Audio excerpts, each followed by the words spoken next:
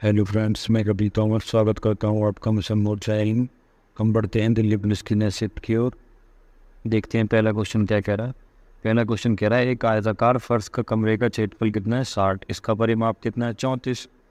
सबसे लंबी छड़ी की लंबाई बतानी है इसमें इस आयताकार कमरे में रखा जा सके। आप समझो कि ये क्या है। ये कह रहा है कि एक आयताकार कमरा है, ठीक है, इसका क्षेत्रफल दे रखा है। छड़ी कौन सी रखी जाएगी? जो आप इस कोने से इस कोने तक रखोगे, ठीक है। इसकी वजह इसकी मान बताना है आपको कि ये कितनी बड़ी होगी। आप देखो आयताकार फेस क्षेत्रफल कितना हो रहा है L इंटू बी, यानी कि कितना हो गया 60। परिमाप कितना होता है आयत का 2 ब्रैकेट में L प्लस बी, ये कितना 34। तो यहाँ से L प्लस बी निकाल लो, दो इधर भाग हो गए, कितना आ गया 17। अब आप ये देखो कि L प्लस बी का मैं होल स्क्वायर कर दूँ तो क्या आएगा, L square plus B square plus 2LB। अब हमें एल बी का मान कितना पता है 17। 17 का स्क्वायर कितना होता है 289, बराबर यहाँ क्या पता है L square plus B square plus 2LB का मान कितना पता है हमको 60। 60 दूनी कितना हो गया 120। तो यहाँ कितना बचा L square plus B square, इसमें से कितना माइनस हो जाएगा 289 माइनस 120, कितना बचा है 169, बराबर L प्लस बी स्क्वायर इधर जाएगा क्या बन जाएगा रूट। तो इसका रूट कितना होता है 39, N प्लस बी बराबर। आपसे ये पूछा ऐसी कौन सी भुजा है ये, यानी कि इस भुजा की लंबाई कितनी होगी 13। इतनी लंबी कोई छड़ इस कमरे में रखी जा सकती है, हाइपोटेनियस के बराबर। बढ़ते नेक्स्ट क्वेश्चन की ओर। सेकेंड क्वेश्चन क्या कह रहा है, दो संख्याएं क्रम से तीसरी संख्या से 29 और 37% कम है, तो दूसरी संख्या पहली संख्या से कितने प्रतिशत कम है। शुद्ध रूप से बताना है संभव। ये होगी पहली संख्या, दूसरी और तीसरी। तीसरी संख्या कितनी मान ली 100। पहली संख्या कितनी कम है 29, तो कितनी होगी 71। दूसरी कितनी कम है 37, तो ये कितनी होगी 63। अब कह रहा दूसरी संख्या पहली संख्या से कितने प्रतिशत कम है। दूसरी संख्या पहली से कितना कम है 7 और 1 8। कहाँ से 8 कम है, कहाँ से 71 से गुणा 100। तो ये 71 आएगा, नीचे 70 नहीं 71। आप 71 से डायरेक्ट भाग कर लो कि इसमें 800 में एक बार जाएगा 71 है, 71 आ गया है, कितना बचा 90। फिर एक बार जाएगा तो कितना बचा 71। एक ही ऑप्शन है आपका ऐसा। तो यहाँ बच के तुम्हारे 10 9 और यहाँ 1 19। तो आपको उत्तर कितना आ गया 11 पॉइंट के बाद आया हुआ। बढ़ते हैं नेक्स्ट क्वेश्चन की ओर। थर्ड क्वेश्चन भी अच्छा है। कह रहा है कौन सा छोटा भिन्न इसमें जोड़ा जाना चाहिए कि योगफल पूर्ण संख्या बन जाए। सबसे पहले जो आगे आगे के हैं ना, इन्हें अलग ऐड कर लो। 3 6 3 9 और 9 4 13। यहाँ लिख लो 13, इससे वैसे भी कोई मतलब नहीं है क्लास। 13 आगे बाहर ब्रैकेट लगाना हुआ। या कितना बचा 2/3 प्लस 7/12 और प्लस के 9/36 से काट लो। 9 एकम 9 9 चौक 36 ब्रैकेट 1। एलसीएम ले लो। एलसीएम कितना आएगा इनका 12। 3 चौक 12, 4 बिलियन 8 प्लस 12 है तो 7 का 7 ही रहेगा। 4 तिया 12, 3 एकम 3, तो ये कितना आ गया 7 3 10 8 18/12। तो 6 दूनी 12, 6 तिया 18। ठीक है, यहाँ आपको ये कितनी संख्या 2/3। इसको पूर्ण करने के लिए इसमें से एक माइनस कर दें, जो इसमें कम रहेगा तो वो आ जाएगा। नीचे एलसीएम कितना आ गया 2, या कितना बचा 3 और 2, कितना आ गया 1/2। इतना क्या है, अगर इसमें जोड़ दें हम, इतने की तो कमी है, तो ये क्या बन जाएगी एक पूर्ण संख्या। 13 अपने आप में एक पूर्ण संख्या थी, ये हमने आगे आगे के आगे ऐड कर सकते हैं और पीछे जो बचा वो कर लिया। ठीक है, हम बढ़ते हैं इस क्वेश्चन की ओर। फोर्थ क्वेश्चन क्या कह रहा है कि किसी संख्या का 67% को 59.4 में जोड़ा जाता है तो परिणाम स्वरूप वही संख्या प्राप्त होती है। ऐसी समझो संख्या कौन सी x का कितना परसेंट 67%। उसी संख्या में जोड़ा जाता है क्या जोड़ा जाता है 59.4। तो संख्या कितनी मिलती है x।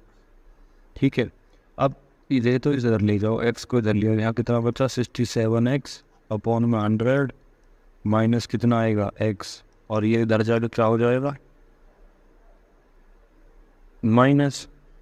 ठीक है, तो ये कितना होगा, इधर चलेंगे तो, या फिर इसको इधर ले आओ, ऐसे न करके यहाँ रहने दो 59.4, भी माइनस में जा रहा था।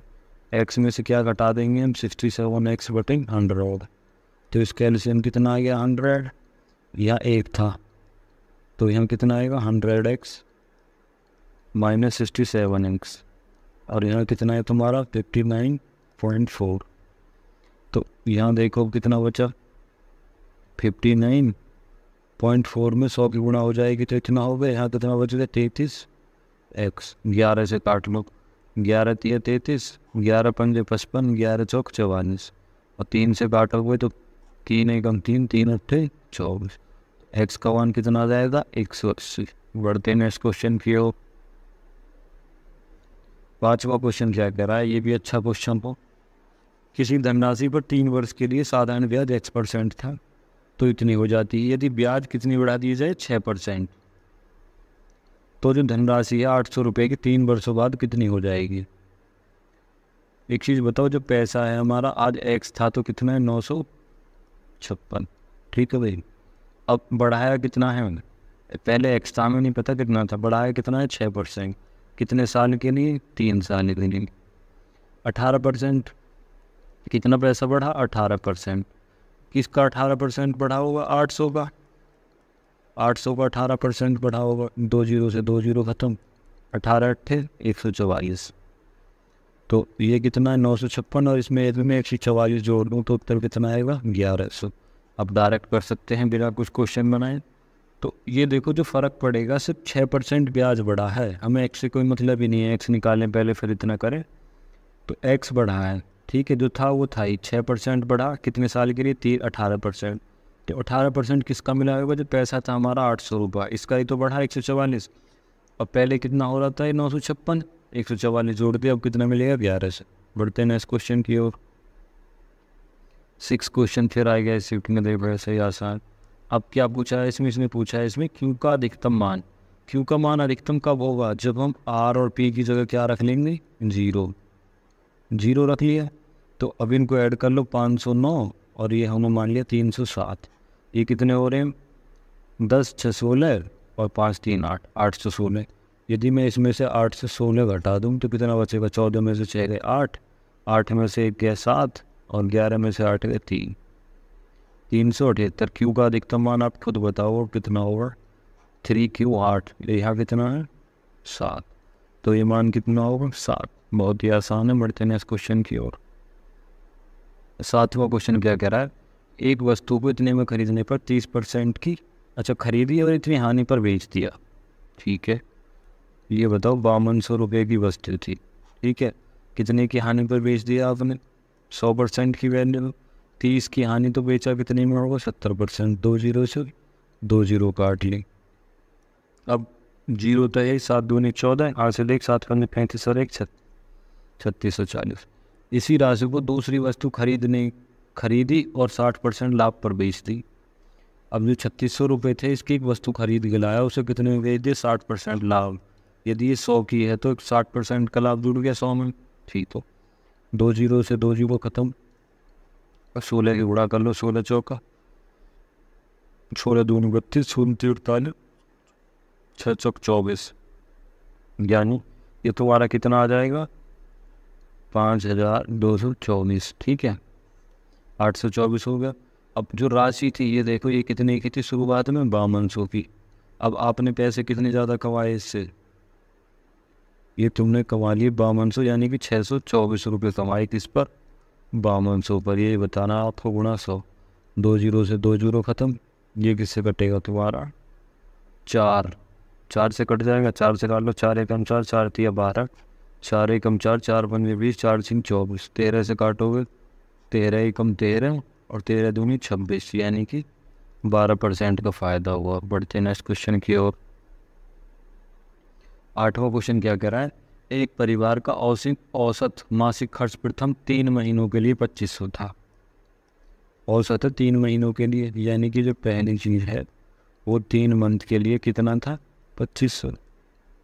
तो योग बताओ कुल 3 महीनों का कितना होगा 7500। सेकेंड आते हैं, क्या करा अगले 4 महीनों के लिए जो औसत खर्च था 2650, तो इनका योग करोगे तो कितना होगा 1000, 10,600। और थर्ड टर्म यानी कि 4 3 7 और 5 महीने ये 12, 1 साल होगी, कितना खर्च था, तो इसकी गुणा करोगे तो इसमें आएगा 14,200।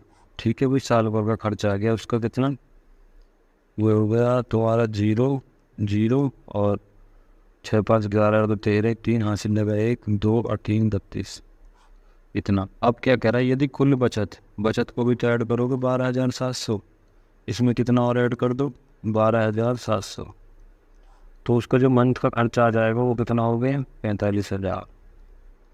45,000 एक साल का है, तो हमसे पूछा है औसत मासिक आय है, यानी साल में कितने महीने होते हैं 12, 12 से भाग दोगे, 12 दूनी 24, 12 3 36, 12 4 48, यानी 12 3 36, कितने बच गए 12 7 5 0, यानी कि कितनी आएगी 3750। बढ़ते हैं नेक्स्ट क्वेश्चन की ओर। 9वां क्वेश्चन क्या कह रहा है, एक दुकानदार अपनी घर की मरम्मत के लिए 1,000 रुपये का लोन लेता है, ठीक है, और वार्षिक रूप से चक्रवृद्धि ब्याज होने पर 2 वर्ष की समाप्ति पर अंगूठी को 20,000 का भुगतान ऋण देकर चुकाता है। अंगूठी का मूल्य ज्ञात करो। सबसे पहले बताओ 12.5% को क्या लिख सकते हैं 1/8, ठीक है।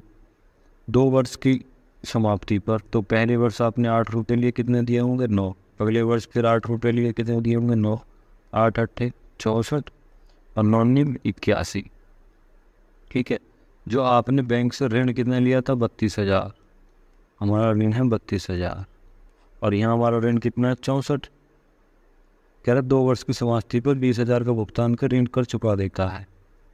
यानी कि आप ये सोचो कि आपको कितना बचा 81, 32 से काटोगे तो यहाँ कितना आ गया 32 से कम 32,000, और 32 दूंगे 64, और इससे काटोगे तो 1000 को 500, 500 की जब 81 में गुणा करोगे 2 0 2 0 हो गए, 5 एकम 5 5 8 40, ठीक है। और अंगूठी के पैसे कितने पे करें उसने 20,000, 40 मतलब 40,500 में से उसने 20,000 पे कर दिए, तो बचे कितने तुम्हारे 20,500। ये क्या है आपकी अंगूठी का मूल्य है। बढ़ते हैं नेक्स्ट क्वेश्चन की ओर। 5वां क्वेश्चन क्या कह रहा है, 5 अंगूठी व छोटी से छोटी संख्या ज्ञात करो जो इनसे विभाज्य हो। या तो आप ऑप्शन से कर सकते हैं 5 से कटने के लिए संख्या के आखिर में 5 होना चाहिए या 0, वो सब में है। अब इसमें देखो 7 से जान सकते, ये क्या है तुम्हारा 9 और 3, यानी कि ये किससे कट रहा है 13 से, 3 से कटनी चाहिए संख्या, तो ये कितना होगा 5 या 15 और 1 16, ये ऑप्शन नहीं हो सकता है। ये कितना होगा 9 3 12, ये हो सकती है 3 और 10 13, 13 और 5 18, ये भी हो सकती है 3 और 1 4, 6 4 10 5 15, ये भी हो सकती है। ये 13 पंजे 65, ठीक है। तो ऑप्शन सारे ये ऐसे हैं जो 5 और 3 से ज़्यादातर कट रहे हैं, तो आपको कुछ नहीं करना, सबसे पहले क्या करना है उनका एलसीएम ले लो, यानी कि 5 35 39 और 65। जब आप इनका एलसीएम निकालोगे तो इनका एलसीएम आ जाएगा 13 65, ठीक है। अब हमसे कह रहा है कि 5 अंकों की छोटी संख्या, तो अब आपको इसमें किसी न किसी की गुणा करनी पड़ेगी। 10 की करेंगे वो 13,000 के करीब बैठेगा, 9 की 13 पंजे 13, 8 की गुणा करते हैं, इसमें 8 पंजे 40, 4 8 6 48, 48 और 4 कितना हो गया 9, यानी कि जब 8 की गुणा करें 8 5 40, 4 8 6 48 और 4 52, 5 8 3 24, 24 और 5 29, हासिल लगे 2 8 कम 8 तो 10, यानी कि 10,920 ऐसी संख्या होगी जो इन सबसे विभाज्य होगी 5 अंकों की सबसे छोटी। बढ़ते हैं इस क्वेश्चन की ओर। 11वां क्वेश्चन क्या कर रहा है, किसी वस्तु के अंकित मूल्य पर X% वाली 2 क्रमों की छूट के बाद कोई वस्तु 27,000 मतलब 275.12 रुपये के बराबर है। यदि उस वस्तु का अंकित मूल्य 800 था, X का मान बताओ।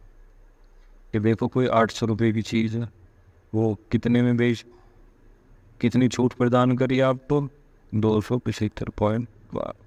जब आप इसको इसमें से माइनस करोगे तो कितना बचेगा 524.88। अब ऐसे समझो जैसे ही ब्याज का क्वेश्चन है, 800 रुपये की चीज़ है, आपको कितने में छूट तो दे दी, बेच कितने की दी, 88 की।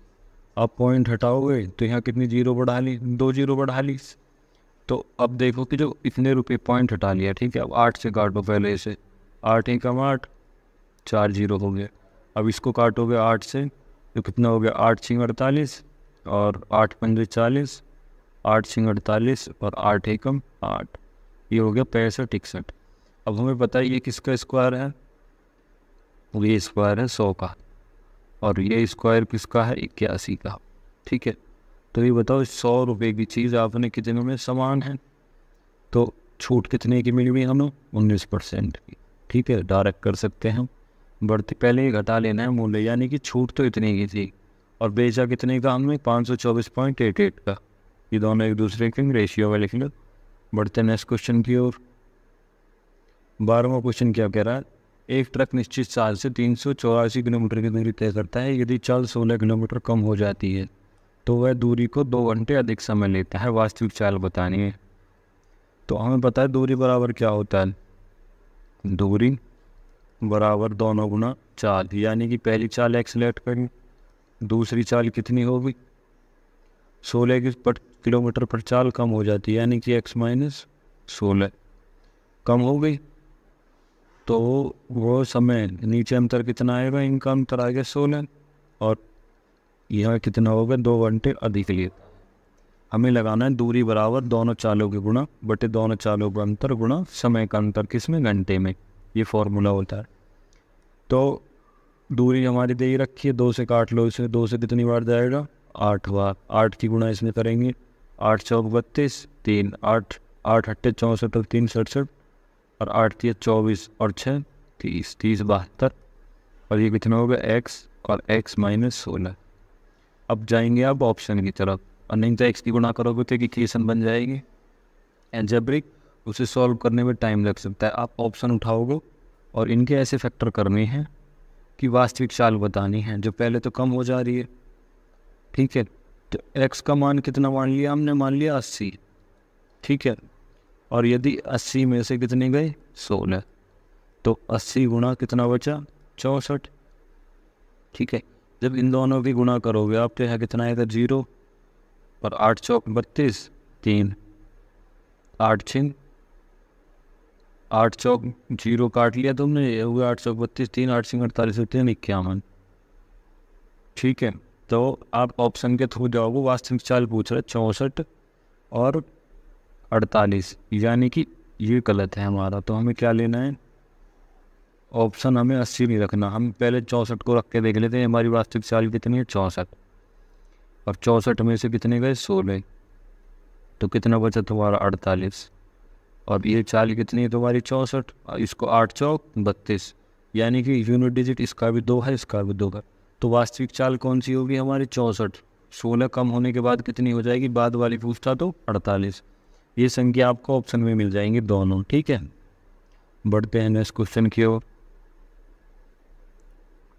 ये भी अच्छा क्वेश्चन है। 13 क्वेश्चन क्या पढ़ा है, एक बेलन का वक्री पृष्ठ क्षेत्रफल और आयतन का अनुपात इतना है।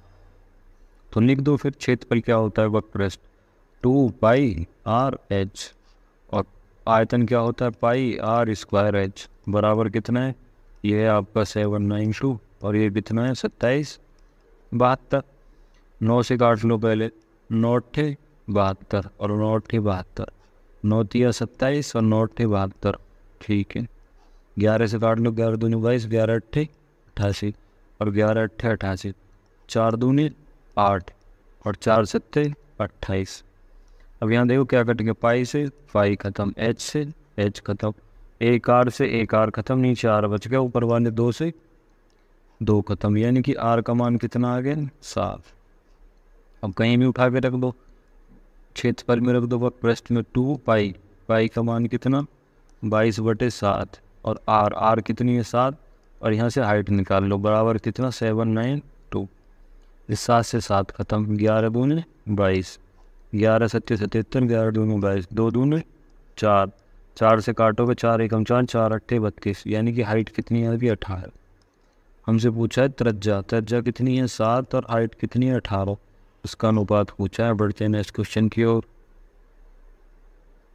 14 क्वेश्चन क्या कह रहा है, किसी काम को करने के लिए ABC की क्षमताओं का अनुपात 2, 3, 5 है। वो एक साथ काम करते हुए 27 दिन में काम को पूरा कर सकते हैं। ठीक है, अब देखो जो A + B + C, इनकी क्षमता कितनी है, 2, 3, 5, टोटल कितना काम कर रहे हैं, 10। इनकी 10 क्षमता होगी किसी काम को, यानी कि टोटल वर्क निकालेंगे यदि हम, तो कितना हो गया, 27 × 10 कितना हो गया, 270 टोटल काम। अब कह रहा है AB ने 15 दिन तक काम किया। A की क्षमता कितनी है, 2, B की कितनी है, 3, टोटल होगी 5। कितने दिन तक काम किया, 15 × 5 = 75। अभी बताओ 270 में से कितना काम हो गया, 75। काम कितना बचा, यहाँ रह गए तुम्हारे 5, यानी 9 और 1, 195 काम रहेगा। कह रहा C द्वारा अकेले कितने दिनों में शेष काम पूरा कर लिया जाएगा। C की क्षमता कितनी है, यहाँ से 5, काम कितना बचा है, 195। C कितने करेगा, 5 × 15 और 5 × 9 45, 39 दिनों में। बढ़ते हैं लास्ट क्वेश्चन की ओर। आयु का क्वेश्चन आ गया। 5 वर्ष पूर्व A की आयु कितनी थी, AB की आयु का अनुपात था इतना, यानी कि हाँ इधर की साइड देखो कि यहाँ 2 थे, A और D। यहाँ लिखेंगे हम आज। ठीक है, कितने वर्ष पुरानी बात कर रहा है, 5 वर्ष। यहाँ लिख लिया हमने 5 वर्ष, माइनस लगा लो। और आगे अब से 7 वर्ष, कितने, 7 वर्ष। अब जो अनुपात था कितना था, 4:5, और 7 वर्ष बाद कितना हो जाएगा, 11:13।